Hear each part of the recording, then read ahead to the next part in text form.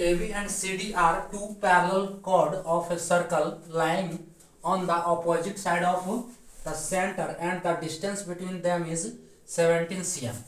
The length of AB and CD are 10 cm and 24 cm respectively. The radius of the circle is. AB तथा CD एक वृत्त की दो समांतर जीवाएं हैं जो केंद्र के विपरीत दिशाओं में हैं और दोनों के बीच की दूरी 17 सेंटीमीटर है। AB तथा CD की लंबाई क्रमशः 10 सेंटीमीटर और 24 सेंटीमीटर है, तो वृत्त की त्रिज्या ज्ञात करें। हेलो डियर्स, टॉपिक है ज्योमेट्री और इसे हिंदी में ज्यामिति कहते हैं। प्रश्न जो है एसएससी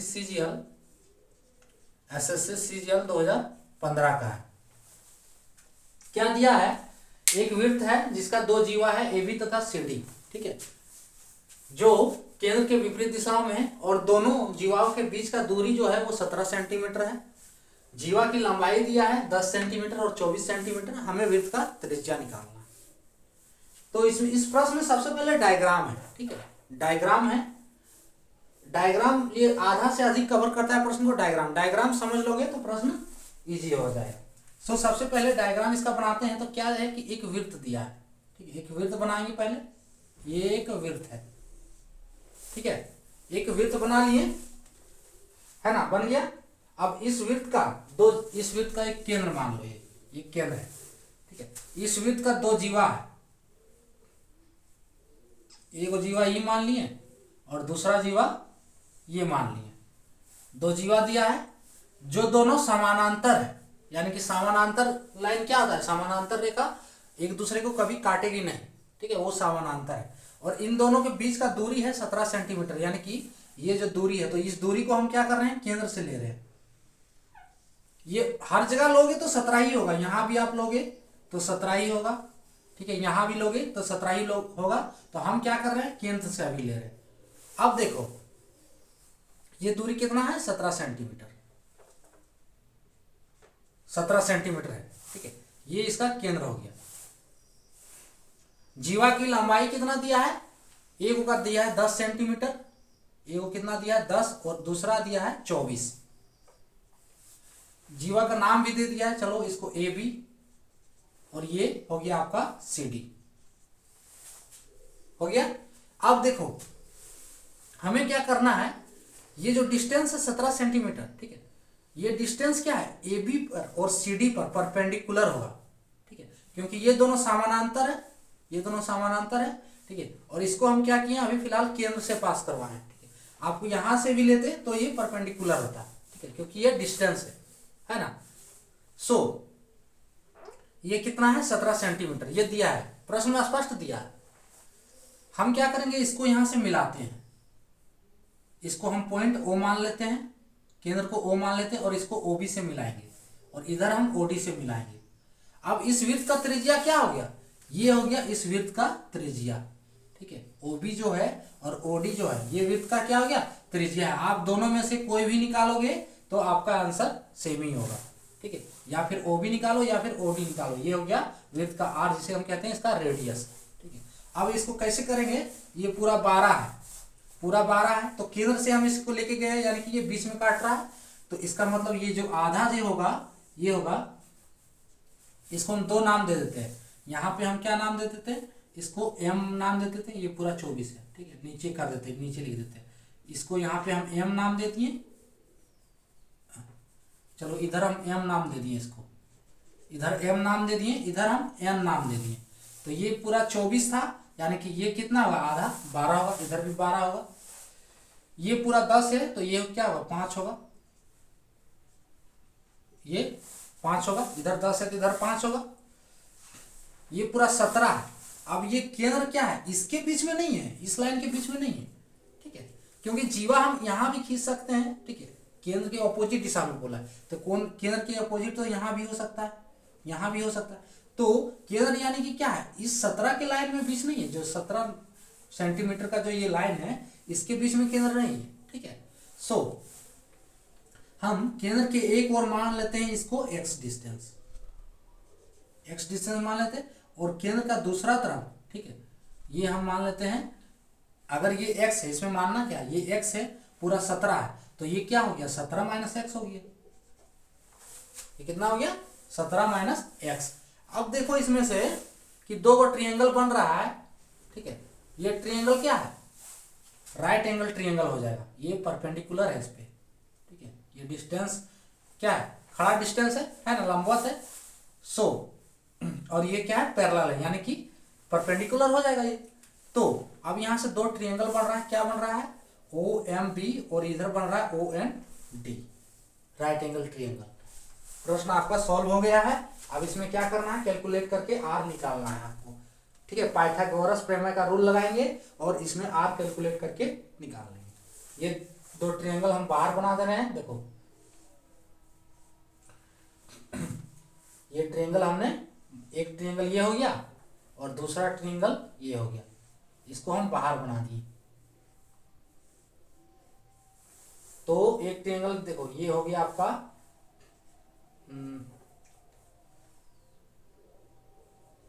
एम 90 डिग्री, जहां पे ओ एम ओ बी, ये एन ओ डी, ठीक है। एम कितना है, एम बी है 5 सेंटीमीटर, ठीक है। और इसको हम 17 माइनस एक्स, और ये क्या हो गया आर, ये है 12, ये 12 सेंटीमीटर, ये एक्स मान लिए, और ये कितना हो गया आर। अब आराम से पाइथागोरस प्रमेय क्या होता है, लंब स्क्वायर इक्वल्स टू आधार स्क्वायर प्लस कर्ण स्क्वायर इक्वल्स टू आधार स्क्वायर प्लस लंब स्क्वायर, यानी कि हाइपोटेनियस का जो स्क्वायर होता है H square equals to hypotenuse का स्क्वायर, कर्ण स्क्वायर इज इक्वल्स टू लंब स्क्वायर यानी कि परपेंडिकुलर का स्क्वायर प्लस आधार स्क्वायर यानी कि बेस का स्क्वायर। इस फॉर्मूला पे हम इसको सॉल्व करेंगे। सॉल्व करते हैं, तो चलो देखो अब सिर्फ वैल्यू पुट करना है। ट्रिएंगल, फर्स्ट ट्रिएंगल लेते हैं ओ एम बी में। So triangle O M B में, ट्रिएंगल ओ एम बी में, तो ओ एम बी में R square is equals to क्या होगा, R square equals to 17 minus X का होल स्क्वायर प्लस 5 का स्क्वायर होगा।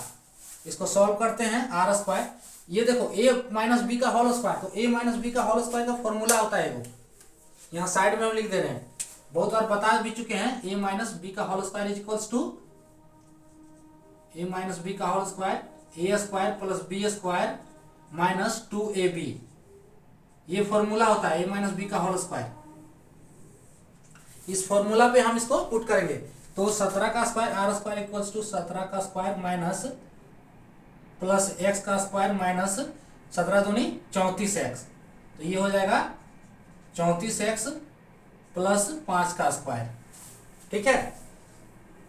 ये हो गया।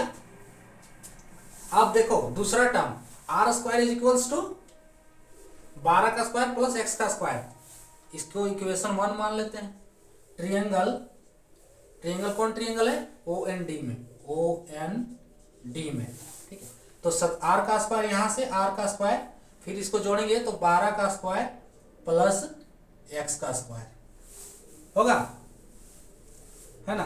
तो इसको इक्वेशन 2 मान लेते हैं। अब यहां से पहले हम क्या करते हैं, एक्स को काट देते हैं, आर को काट देते हैं, क्योंकि अगर ऐसा इक्वेशन बनाए हैं तो पहले तो आर कटेगा, इक्वेशन 1 एंड 2, देखो इक्वेशन 1 एंड 2 से हमें निकालना है आर, तो पहले आर हम यहाँ पे इक्वेशन से काट दे रहे हैं, उसके बाद एक्स निकाल के आर का वैल्यू निकाल लेंगे हम।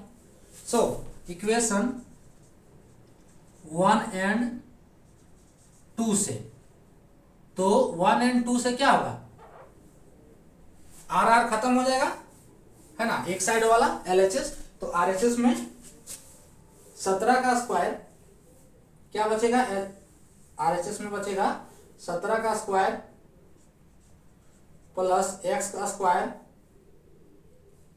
माइनस 34x प्लस 5 का square is equals to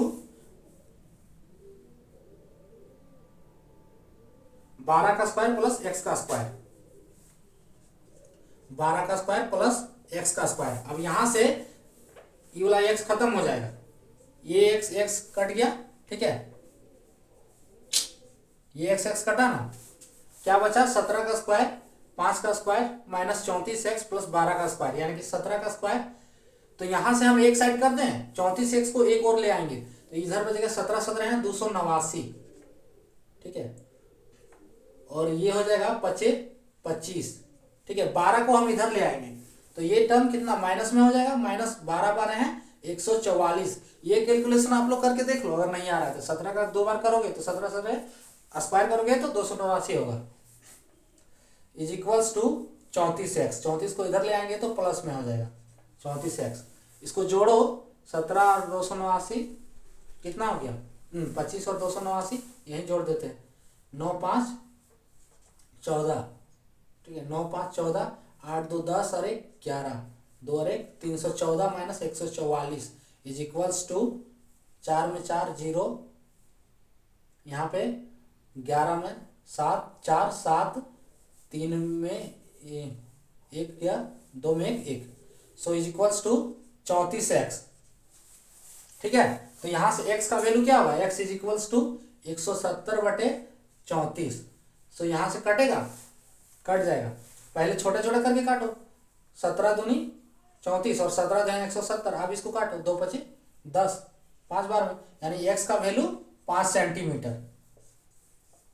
x का वैल्यू 5 सेंटीमीटर कौन सा आया, ये वाला, ये वैल्यू कितना आया 5 सेंटीमीटर,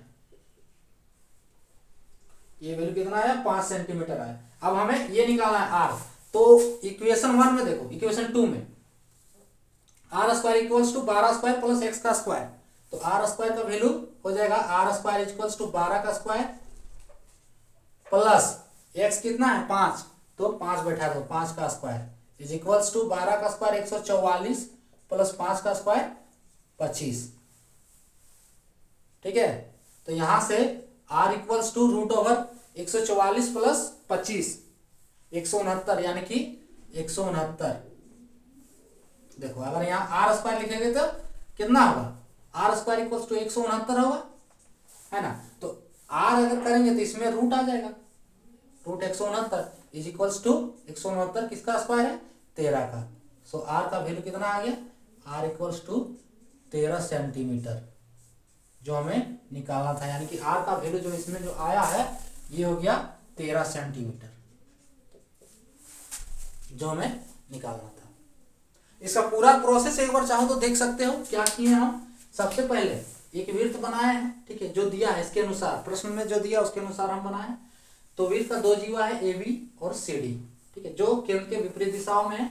इसका लंबाई दिया है, AB का दिया है 10 सेंटीमीटर देखो, और CD का दिया है 24 सेंटीमीटर, ठीक है, और इसके बीच का डिस्टेंस क्या है 17 सेंटीमीटर। ये दोनों क्या है, एक दूसरे के समानांतर है, AB तथा CD, यानी कि ये डिस्टेंस एक दूसरे पे परपेंडिकुलर है, AB तथा CD पे, ठीक है। अब यहाँ से AB क्या है 10 सेमी है, तो इतना क्या, इसका आधा 5 सेंटीमीटर, CD 24 सेमी है तो इसका आधा 12 सेंटीमीटर, ठीक है।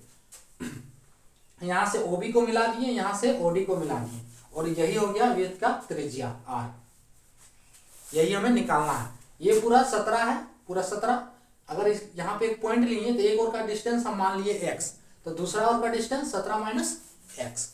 अब देखो ये जो ट्रायंगल दो बन गया, ये राइट एंगल ट्रायंगल बन गया, क्योंकि यहाँ पे ये 90 डिग्री है, दोनों है ना, दोनों पे परपेंडिकुलर है, ये डिस्टेंस दोनों लाइन पे AB और CD पे परपेंडिकुलर है, तो ये ट्रायंगल हम बाहर कर दिए।